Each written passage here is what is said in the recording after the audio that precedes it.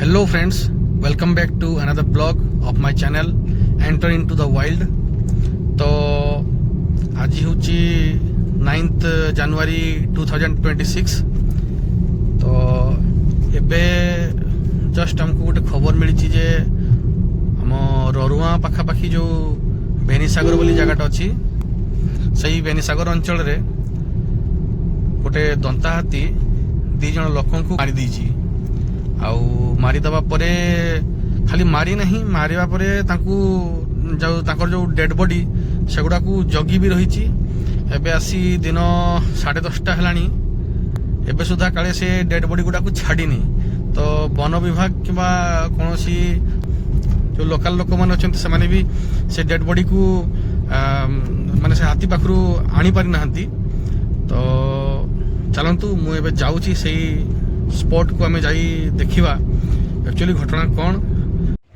वर्तमान युद्धकालीन स्थिति रे डेड बॉडी गुड़ा को रेस्क्यू करने चेष्टा चलती। वन विभाग तथा सीआरपीएफ रो मिलित टीम आसी पहुंची आई जंगल भितर ही तो से दंता हाथी लुचि रही जहाँ को देखुची गोड़े गोड़े सी मारुची।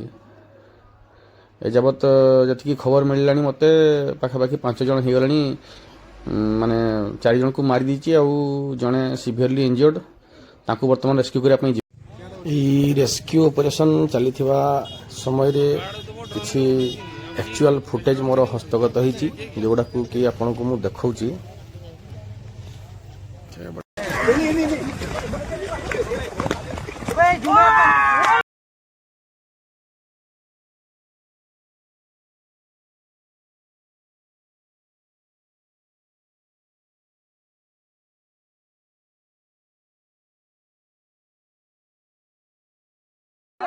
हेलो गोया किए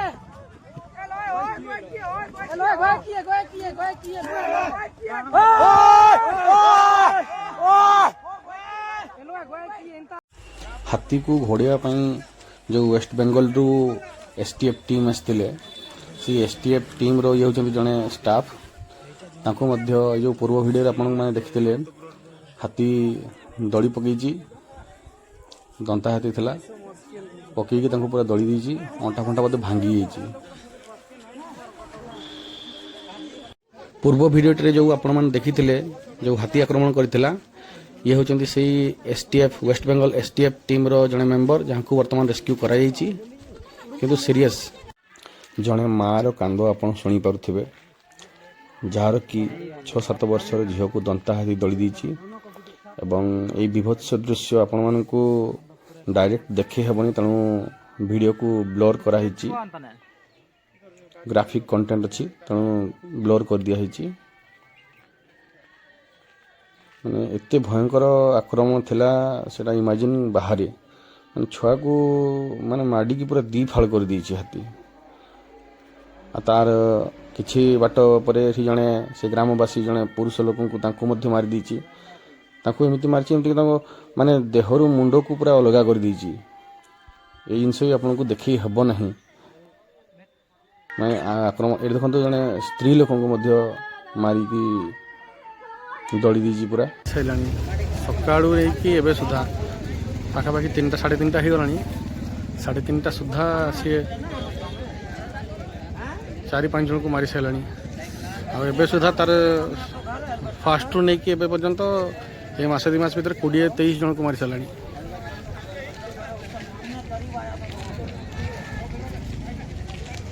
तो वर्तमान सुधा सी ऑलरेडी 4 जन को भितर 3 जन को मारी साराणी आउ जन को भयंकर भाव में घायला कर दीची।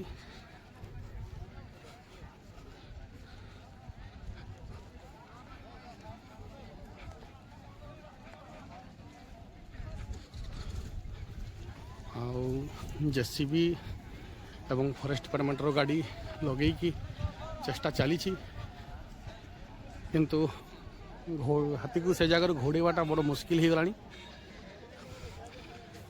मारी सारिया परे भी से लोक मन को जगी रही डेड बॉडी गुड़ा को एबे आसी दिन 2:30 पाखापाखि हो गलानी। देखा जाऊ आपण माने कंटिन्यूअसली वीडियो देखु थांतु। ये जो जंगल भितर से लुचि रही ତାକୁ ନିଆଁ ଜଳେଇ ଦେଇଛନ୍ତି ଲୋକମାନେ।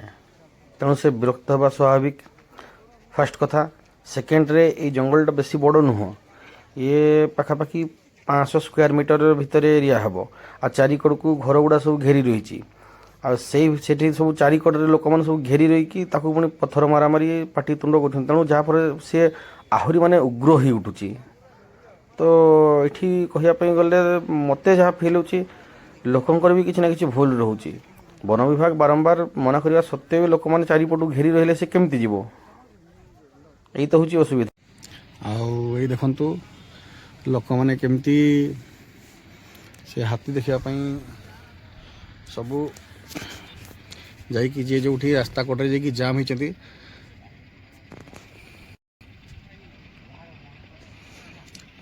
ବନ ବିଭାଗ ବାରମ୍ବାର ମନା କରୁଛି। ବନ ବିଭାଗର ସ୍ପେଶାଲ ଟାସ୍କ ଫୋର୍ସର ଜଣେ ଷ୍ଟାଫ୍ ମଧ୍ୟ ପୁରା ଇଞ୍ଜିଅର୍ଡ଼ ସିଭିୟରଲି ଇଞ୍ଜିଅର୍ଡ଼ ହେଇଛନ୍ତି। ଅଣ୍ଟା ଫଣ୍ଟା ଭାଙ୍ଗି ହେଇଛି ତାଙ୍କର। ଆଉ ସେପଟୁ ବାଜା ଫାଜା ସବୁ ଏଇ ଶୁଣନ୍ତୁ ବାଜା ବଜେଇଲେ ପାଇଁ ହାତୀକୁ।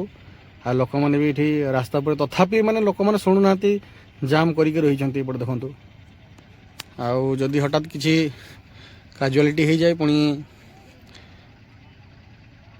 ବନ ବିଭାଗକୁ ଦୋଷ ଦେବେ।